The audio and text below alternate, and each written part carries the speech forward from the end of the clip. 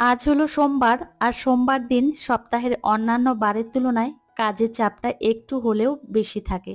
তো আমাদের জন্য রান্নাবান্না হয়ে গেছে। তো এখন মেয়ের জন্য আমি কর্নফ্লেক্স রেডি করছি। সকালবেলায় ওকে কর্নফ্লেক্স খাওয়াবো। তো ওর জন্য আলাদা করে কোনো কিছু রান্না করিনি। তো একটু ব্যস্ত রয়েছি, ভাবলাম কর্নফ্লেক্স খাওয়ানো যাক। তো এদিকে আমি পরিমাণ মতো কর্নফ্লেক্স নিয়ে নিয়েছি আর এখন কাউমিক দিয়ে ভিজিয়ে রেখেছি। তো হ্যালো এভরিওয়ান, গুড মর্নিং। কেমন আছো সবাই? আশা করছি তোমরা যে যেখানেই আছো প্রত্যেকেই খুব ভালো আছো। আমিও তোমাদের ভালোবাসায় বেশ ভালোই আছি। এস ফ্যামিলিতে আজ আরও একটি নতুন ব্লগে তোমাদেরকে জানাই অনেক স্বাগত, অনেক ভালোবাসা। আমাদের বাড়িতে যে আম গাছটা রয়েছে, তো সেই আম গাছে অনেক আম হয়েছিল। একটা মাত্র আম ছিল, সেটা আজকে পড়ে গেছে। তো আমার শাশুড়ি মা আমাকে বলল যে এই আমটা আদিশ্রীকে খাইয়ে দিও। তো এমনিতে আমার মেয়েকে আম মুড়ি দিয়ে দুধ দিয়ে খাওয়াই, তো আমার শাশুড়ি মা জানে, সেই জন্য বলল এটা ওকে খাইয়ে দিও। তো আমি ভাবলাম যে সকালবেলায় ওর জন্য কর্নফ্লেক্স আমি রেডি করেছি, তাহলে কর্নফ্লেক্সের মধ্যে আমি আম দিয়ে দিই। তো এদিকে আম দিয়ে কর্নফ্লেক্সটা রেডি করেছি। এত সুন্দর লাগছে দেখতে, দারুণ লাগছে। যাই হোক, মেয়ের খাবারটা আমি রেডি করে নিয়েছি। তারপর পরই ওকে সকালের খাবার খাইয়ে দিয়েছি। তো আমার হাতে কিছু কাজকর্ম ছিল, পুজোর বাসন কোসন ধোয়া থেকে শুরু করে। তো পুজোর ফল প্রসাদ, ফুল বেলপাতা সবকিছু ধোয়াধুয়ি করতে করতে অনেকটাই সময় চলে যায়। আর কাঁসার বাসনপত্র ধুতেও অনেকটা সময় চলে যায়। তো আমাদের ডেলি ইউজের যে থালা বাসনগুলো আছে সেগুলো মাজতেও অতটা সময় লাগে না, যেগুলো মানে ঠাকুরের বাসন কোসন আছে সেইগুলো মাজতেও অনেকটা সময় চলে যায়। তো তারপর পরই স্নানটা সেরে নিয়েছি আর রেডিও হয়ে চলে এসেছি ঠাকুর পুজো করতে। আজকে সোমবার দিন, তো সোমবার দিন মহাদেবের পুজো করতে অনেকটা সময় চলে যায়। আর আজকে আমি শাড়ি পরেছি। শাড়ি পরতে আমার প্রচন্ড ভালো লাগে, কিন্তু বাচ্চা ছোট থাকলে শাড়ি পরলে অনেকটা অসুবিধা হয়ে যায়। তো এখন না এই নাইটি বেশিরভাগ পরা হয় বাড়িতে, আর নাইটি পরলে আমার মনে হয় একটু বেশি কমফোর্টেবল ফিল হয়। তো শাড়িতে সবথেকে বেশি ভালো লাগে, মানে শাড়ি পরলে দেখতে সবথেকে ভালো লাগে। তো এই হচ্ছে ব্যাপার। তো যাই হোক, ঠাকুর পুজো কমপ্লিট হয়ে গেছে, তো তোমাদের একটু মহাদেবকে দেখিয়ে দিচ্ছি। তারপর পরেই আমি চলে এসেছি মেয়ের জন্য খাবার রেডি করতে। আজকে আদিশ্রীকে অনেক দিন বাদে ওর জন্য মৌসম্বি লেবুর রস তৈরি করলাম আমার মেয়েকে খাওয়াবো জন্য। আদিশ্রীকে আমি মৌসম্বি লেবুর রসটা খাইয়ে দিয়েছি, তারপর পরই ওকে স্নান করিয়ে নিয়ে এসেছি। আর এখন প্রত্যেক দিন সকাল না হলে দুপুর, না হলে বিকাল, না হলে রাত্রেবেলার দিকে একটু বৃষ্টি হয়। আজকে যেমন দুপুরের দিকে একটু বৃষ্টি হয়েছিল, সেজন্য মেয়েকে বাথটবে বসে স্নান করাতে পারিনি। আর আদিশ্রী বাথটবে বসে স্নান করতে প্রচন্ড পছন্দ করে, একদম ছোটবেলা থেকে এই অভ্যাসটা, তো সেই জন্য সেই অভ্যাসটা রয়েছে ওর। ও বাথটবে স্নান করতে প্রচন্ড পছন্দ করে। যেদিন ওকে কলপাড়ে দাঁড় করিয়ে স্নান করায় বা বালতিতে জল এনে স্নান করায়, সেদিন আমাকে বারবারই ওর বাথটবের দিকে দেখায়, আঙুল দিয়ে দেখায়, বা আমাকে নিয়ে যায় টেনে যে মাম্মাম বাথটব। তো এই হচ্ছে ব্যাপার। আর এদিকে বাইরে বৃষ্টি হচ্ছে, জানো তো। তো এই বৃষ্টির দিনগুলো আমার ভালো লাগে না তেমন একটা। তো দুই একদিন হোক ঠিক আছে, কিন্তু এক নাগাড়ে যখন বৃষ্টি হয় তখন ভালো লাগে না। কিন্তু রাতের দিকে বৃষ্টি হোক আর সারা দিন রোদ্দুর হোক, সেটা ভালো লাগে। কিন্তু আমার কথাতে তো আর চলবে না, প্রকৃতির নিয়ম। আর ভগবান কার কথাই বা শুনবে বলো? কেউ কোনো কিছুতেই সন্তুষ্ট না। এই হচ্ছে ব্যাপার। তো আমার মেয়েকে রেডি তো করিয়ে দিয়েছি, আর দেখো সমানে দুষ্টুমি করতেই আছে। তো ও যখন উপরের ঘরগুলোতে আসে তখন এইভাবেই দুষ্টুমিটা চালিয়ে যায়। তবে আজকে হচ্ছে সোমবার, ঠাকুরকে পুজো দিয়েছি। আর আমার মাম্মাম সোনা পুজোর প্রসাদ খেতে প্রচন্ড পরিমাণে পছন্দ করে। মাম্মাম, তুমি পূজার প্রসাদ খাবে? শশা খাবে? তাই? আচ্ছা, ওইখানে দাঁড়াও, এখানে দাঁড়াও, ওইখানে দাঁড়াও মা। মাম্মাম, তুমি পূজার প্রসাদ খাবে? শশা খাবে? তাই? আচ্ছা, দেবো, ওইখানে দাঁড়াও। খাবে তুমি? তাই? আচ্ছা, তোমাকে এনে দেবো। তুমি এই ঘরে বসো, আমি এনে দিচ্ছি, ঠিক আছে? হ্যাঁ বলো। আদিশ্রী তো একদম ছোটবেলা থেকেই আমাকে দেখে আসছে যে আমি এই দিনটাতে পুজো করি, ঠাকুরকে ফল প্রসাদ দিয়ে মিষ্টি দিয়ে পুজো করি। তো আমার মেয়ে তো সেটা দেখে, আর ওর প্রসাদ খাওয়ার একটা অভ্যাস তৈরি হয়েছে। প্রত্যেক সোমবার দিন ও প্রসাদ খায়, তবে এখানে মিষ্টি আছে, অন্যান্য ফল আছে, সেগুলো খাবে না। ওর পছন্দ শুধু শশা। এখান থেকে শশা আমি দিচ্ছি, তবে যদি এখান থেকে একটা আপেল দিই বা একটু নাশপাতি দিই কিন্তু খাবে না, ফেলে দেবে বা আমার হাতে দিয়ে দেবে। ওর শুধু পছন্দ হচ্ছে শশা। তো একটা শশা এখানে দিই, তো একটা শশাই ও খেয়ে নেয়, এত পরিমাণে পছন্দ করে। তো এ কটা আমি দিলাম, তো দেখা যাক। আর একটা নাশপাতি দিয়েছি, ও খায় কি না খায় সেটা তোমাদেরকে দেখাবো। তো খাবে না, যেটা আমার মনে হয়, এর আগেও দিয়েছি খায়নি।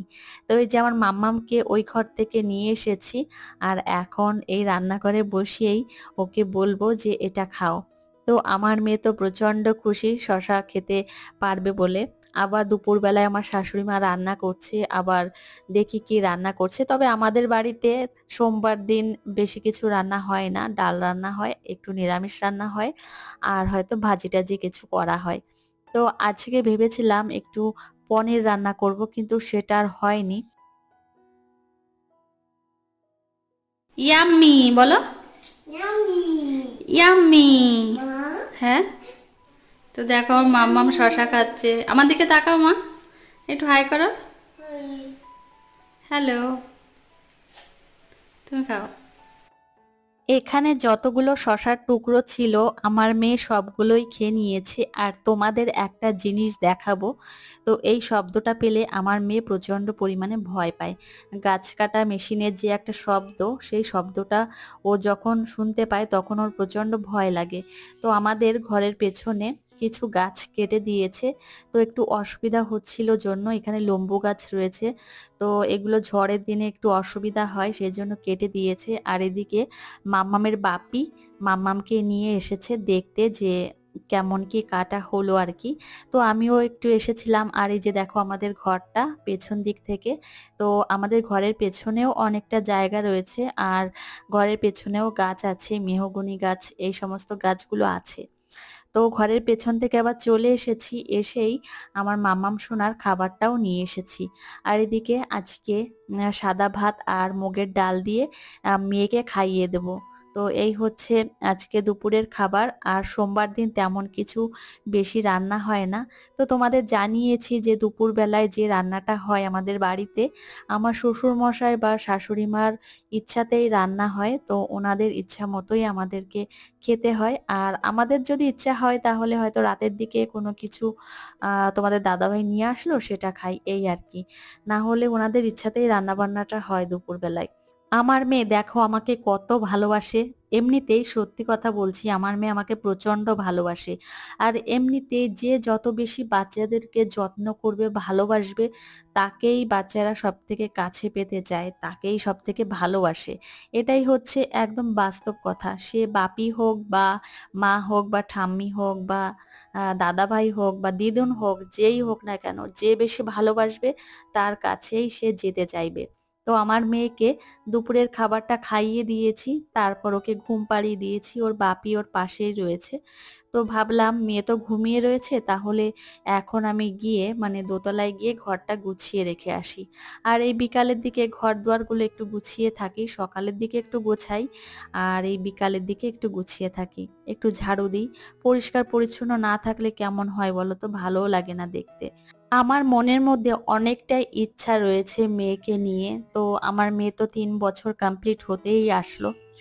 ভেবেছিলাম যে মেয়েকে গান শেখাবো, তো এখনো তো ও কথা ঠিকঠাক বলতেই পারে না। যখন ও ভালোভাবে কথা শিখে যাবে তারপর থেকেই ওকে গানের মাস্টার দেব, তো নাচ শেখাবো। তো এগুলো মনে মনে ভেবে রেখেছি। যদিও ওকে নাচ না শেখাই, ওকে গানটা আমি শেখাবোই, মানে একদম গানটা মানে 100% ওকে আমি শেখাবো। আমার গান প্রচন্ড ভালো লাগে। তো আমি ভাবতাম এক সময় যে আমি নিজে গান শিখবো। তো সেটা কখনো হয়নি। আমার মনের খুব ইচ্ছা যে আমার মেয়েকে শেখাবো। এই আর কি, নাচ না শিখলেও গানটাও শিখবে। তো এই হচ্ছে ব্যাপার। আর মেয়ের ঘরটাও আমি একটু গুছিয়ে নিয়েছি। আচ্ছা, তোমরা তো দেখতেই পাচ্ছ যে আমি কয়েকদিন ধরে কয়েকটা ড্রেস কিনেছি। তো এখনো পর্যন্ত তোমাদের পুরোটা মানে কটা কিনলাম বা কি কি কিনলাম এগুলো দেখানো হয়নি। তো আজকে আরেকটা পার্সেল এলো। তো এই যে দেখো, তোমাদের একটু দেখাচ্ছি, ব্ল্যাক কালারের। তবে এর মধ্যে একটা কুর্তি রয়েছে। তো তোমাদের দেখাবো, পরের একটা শর্ট ভিডিওতে দেখাবো, তারপর লং ভিডিওতে দেখিয়ে দেব। যাই বলো না কেন, শাড়ি পরলে কিন্তু খুব ভালো লাগে দেখতে, এটা মানতেই হবে। তবে এখন যা শাড়ির দাম, এক একটা ছাপা শাড়ির দাম 500 টাকা, 550, 450 এরকম দাম। কিন্তু এই একটা শাড়ির বদলে দুটো নাইটি হয়ে যায় এখন, মানে এখনের বাজারে। আচ্ছা, বিকালের পর থেকে ভিডিওটার কন্টিনিউ করা হয়নি, আর রাতের খাবার নিয়েই চলে এসেছি তোমাদের সামনে। আর আজকে রাতের বেলায় মাম্মামের জন্য একটু নিরামিষ রান্না করেছিলাম, আর এদিকে সাদা ভাত রয়েছে। তো ভাবলাম তোমাদের সঙ্গে একটু শেয়ার করে দিই যে মেয়েকে রাতের বেলায় কি খাওয়ালাম। তো এটা দিয়েই মেয়েকে রাতের খাবারটা খাইয়ে দেব। তো যাই হোক, চলো খাইয়ে দিই। আর আদিশ্রীকে রাতের খাবার খাইয়ে দিয়েছি, তারপর এখন দেখো নিজের মতো করে একটু খেলা করছে। তো জল পেলে আর কিছু লাগে না, আমাকে বলল মা খাও। তো তারপর একটু জল দিলাম গ্লাসে, আর এসে দেখলাম যে এরকম ভাবে দুষ্টুমি করছে। জল দিলে দুষ্টুমি করতেই থাকে, খেতে চায় না। তো এখন দুষ্টুমি করে। তো চলো বন্ধুরা, আজকের ব্লগটি এই পর্যন্তই, আর তোমাদের সঙ্গে দেখা হবে পরের একটা মিষ্টি ব্লগে। ততক্ষণে তোমরা সুস্থ থেকো। টাটা।